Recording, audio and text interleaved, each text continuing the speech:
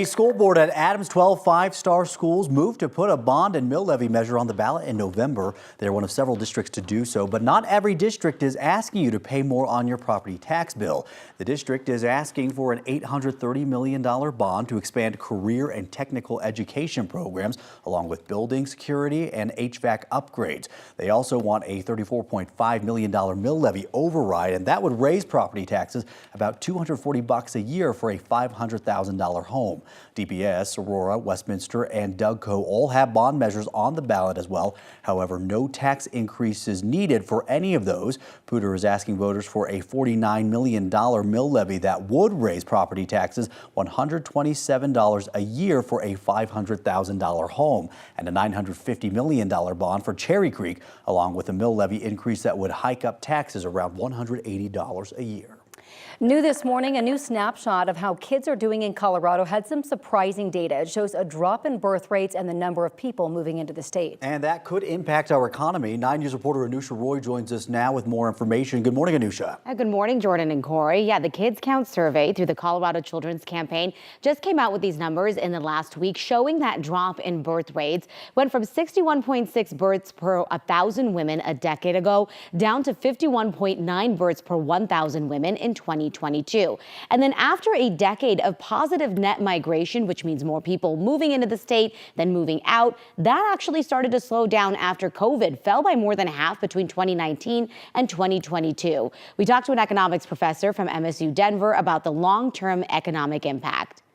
When you combine all those factors, you have lower economic growth, less development. You have a smaller tax base, right?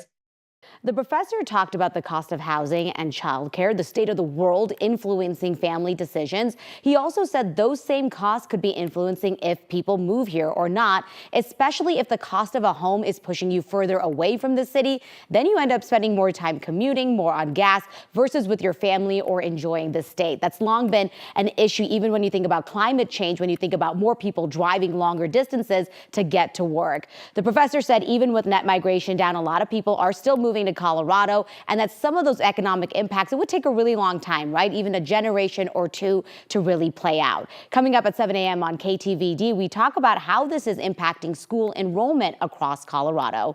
In studio, Anusha Roy, 9 News. Yeah, that is a big conversation. All right, Anusha, thanks.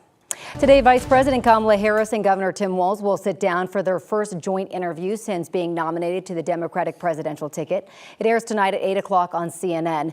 Meantime, Governor Walz was in Georgia last night. He and Vice President Harris kicked off a 2-day road trip through the swing state, trying to muster up support. In Boston, Walz spoke at the International Association of Firefighters, one of the largest unions in the country. He said if elected to office, Vice President Harris will sign the PRO Act to make it easier for unions to organize. Our union halls are the purest form of democracy. The opportunity to speak your mind, elect leadership, speak what you want on your platform, and then go advertise or go advocate for it. That's how democracy is supposed to work. On the other side of the race today, former President Donald Trump is visiting Wisconsin. He'll be in La Crosse for a town hall. Vice presidential nominee Senator J.D. Vance is also rallying in Wisconsin. He was in De Pere last night outside of Green Bay. During the rally, he took shots at VP Harris as he discussed what he calls the #1 problem for truckers, the cost of fuel.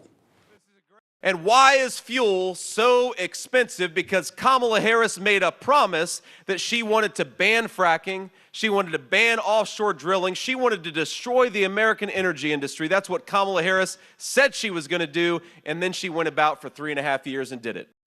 He also defended former President Trump's reported altercation at Arlington National Cemetery on Monday and criticized Vice President Harris over the U.S. withdrawal from Afghanistan. The FBI is giving us a much more detailed picture this morning surrounding Thomas Matthew Crooks and the events leading up to the attempted assassination of former President Donald Trump. The FBI released these photos showing the semi-automatic rifle the shooter used, the backpack they believe he stored it in while he walked around the rally, and 2 homemade bombs found in the trunk of his car. The FBI now says the shooter used this AC vent to climb on the roof where he opened fire. Investigators say before the event, the shooter looked up campaign events for Trump and President Biden, including the Republican and Democratic conventions. When this event was announced, the Trump rally was announced early in July, he became hyper-focused on that specific event and looked at it as a target of opportunity. The FBI says they looked at the shooter's online activity going back to 2019 when he was looking up how to make homemade bombs. In the 30 days leading up to the shooting, he made more than 60 searches related to Biden and Trump. The former Nevada political figure accused of murdering a journalist has been found guilty in a Las Vegas courtroom. Yesterday, former Clark County Public Administrator Robert Tells was found guilty of stabbing newspaper journalist Jeff Gehrman to death in September of 2022. Prosecutors said that Tells was angry because Gehrman wrote about his alleged inappropriate behavior. The jury returned a sentencing recommendation of life with the possibility of parole after 20 years.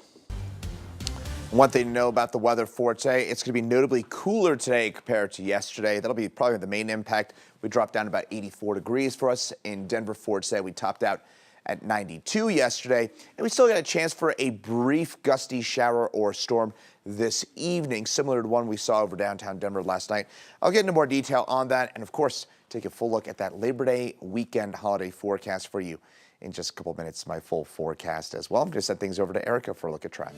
Chris, thank you so much. It is a very busy morning already at 6:10 as we're taking a live look from several different CDOT cameras right now. So this crash, I want to start out at northbound I-25 and 23rd Avenue. Just moved off to the shoulder. It was blocking one of the center lanes. So that's at least a little bit of good news, but not a great scene up here north of the metro. If you're going to be traveling from Meade into Berthoud approaching Highway 56, you're going to be running into some significant delays. We're dealing with a semi crash up north this morning, and we have been down to one lane in this area on northbound I-25. So a couple of different views here. We can certainly see the flashing lights. Again, we know a semi truck was involved, but we don't know too many other details about the crash right now, except that it is causing slowdowns for us.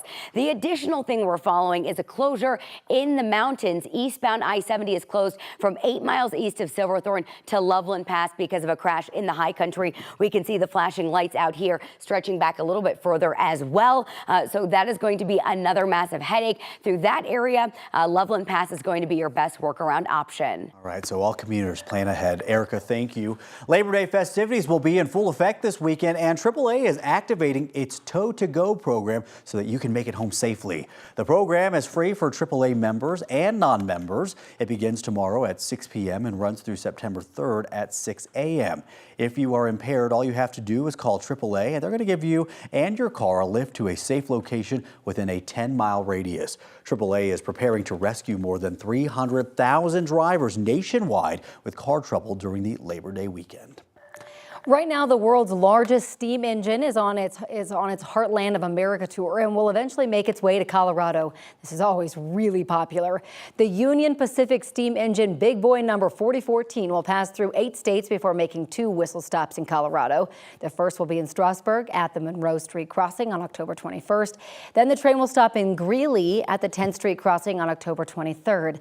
The last time Denver saw the Cheyenne-based steam engine was back in 2022 at Union Station.